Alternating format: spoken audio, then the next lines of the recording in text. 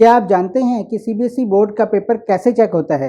आपके लिखे गए आंसर्स की मार्किंग कैसे होती है और ये कैसे डिसाइड होता है कि आपके लिखे गए आंसर के लिए आपको कितने मार्क्स दिए जाएंगे?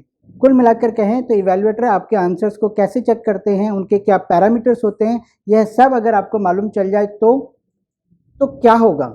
तो होगा ये कि आप समझ पाएंगे कि आपको आंसर कैसे लिखना है, आपको आंसर में क्या क्या लिखना है और आंसर कितना बड़ा लिखना है। और अगर आप ऐसा ही आंसर लिखते हैं जैसा एग्जामिनर को चाहिए, या ये कहें कि एग्जामिनर के सेट पैटर्न्स में आपका आंसर बिल्कुल सटीक बैठता है, तो दुनिया की कोई ताकत आपको 100% मार्क्स लाने से नहीं रोक सकती। तो शुरू करते हैं आज का वीडियो और आपको बताते हैं वो सेट पैरामीटर्स जिनके बेस पर एग्जामिनर आपको मार्क्स देते हैं। जब आप सीबीएसई का सैम्पल पेपर डाउनलोड करते हैं तो उसके साथ एक मार्किंग स्कीम भी होती है। अधिकतर लोग उस मार्किंग स्कीम पर बिल्कुल भी ध्यान नहीं देते हैं। ये मार्किंग स्कीम आप सीबीएसई की ऑफिशियल वेबसाइट या माई सीबीएसई गाइड मोबाइल ऐप से डाउनलोड कर सकते हैं। इस मार्किंग स्कीम में उन सब पैरामीटर्स की जानकारी होती है जिनके बेस पर आपको मार्क्स अलॉट किए जाते हैं। आपको शायद मालूम ना हो, पर सीबीएसई के एक्चुअल आंसर स्क्रिप्ट की चेकिंग के टाइम भी एग्जामिनर्स को ठीक ऐसी ही मार्किंग स्कीम दी जाती है और इसी मार्किंग स्कीम के बेस पर वो आपके आंसर्स को इवेलुएट करते हैं और आपको मार्क्स देते हैं। और इस मार्किंग स्कीम में हर पॉइंट को इतने डिटेल में लिखा गया होता है कि ह्यूमन एरर और इंडिविजुअल परसेप्शन की जगह काफ़ी कम रह जाती है।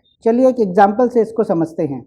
यह क्लास 10 मैथ्स का एक क्वेश्चन है जिसके लिए 2 अंक निर्धारित हैं, पर स्टूडेंट को केवल 1 ही अंक मिला है। ऐसा इसलिए है क्योंकि स्टूडेंट ने प्रॉपर स्टेप्स को फॉलो नहीं किया और सीधे ही फॉर्मूला अप्लाई करके आंसर डिराइव कर लिया। और जैसा कि आप देख रहे हैं, मार्किंग स्कीम में हर स्टेप के लिए मार्क्स डिसाइडेड हैं।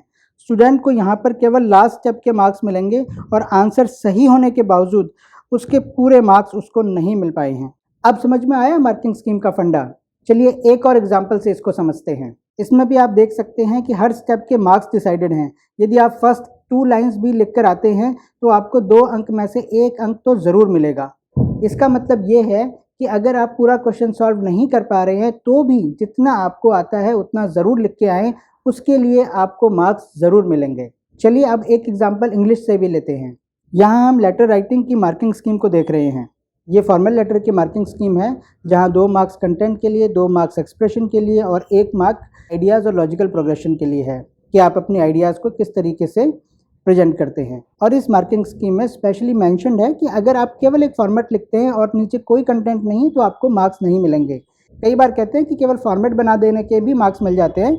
ऐसा नहीं है, कुछ न कुछ कंटेंट वहाँ ज़रूर होना चाहिए। अब जो समझने की बात है वो ये है कि आंसर को टू द पॉइंट लिखें, जितना पूछा है उतना ही लिखें, पूरा ज्ञान यहाँ उड़ने की ज़रूरत नहीं है। वर्ड लिमिट के आसपास ही रहें। आसपास में इसलिए कह रहा हूँ कि अगर कुछ वर्ड आगे पीछे हो भी जाए तो कोई प्रॉब्लम नहीं है। कहीं ऐसा ना हो कि आप वर्ड से गिनते रह जाएं और आपका टाइम निकल जाए। किसी भी क्वेश्चन को अनअटेम्प्टेड मत छोड़ के आइए। जितना आपको आता है उतना कम से कम वहाँ लिखें, उसके लिए कुछ न कुछ मार्क्स तो आपको ज़रूर मिलेंगे। पर ऐसे प्रश्नों को जहाँ पर आंसर को लेकर आप खुद कंफ्यूज हैं, बिल्कुल लास्ट में कीजिए, अदरवाइज शुरू में ही आप एग्जामिनर के इंप्रेशन को खराब कर देंगे। और जहाँ तक पॉसिबल हो क्वेश्चंस को सीरियल ऑर्डर में ही अटेम्प्ट करने की कोशिश करें। अगर आप इन सब पॉइंट्स का ध्यान रखते हुए आंसर्स को लिखते हैं तो मुझे यकीन है आप अच्छे मार्क्स ज़रूर लेकर आएंगे। आई होप ये वीडियो आपको अच्छा लगा होगा और इसी तरीके के और वीडियोस देखने के लिए आप माई सीबीएसई गाइड का चैनल सब्सक्राइब कर सकते हैं और इसको अपने फ्रेंड्स के साथ शेयर कर सकते हैं। Thank you.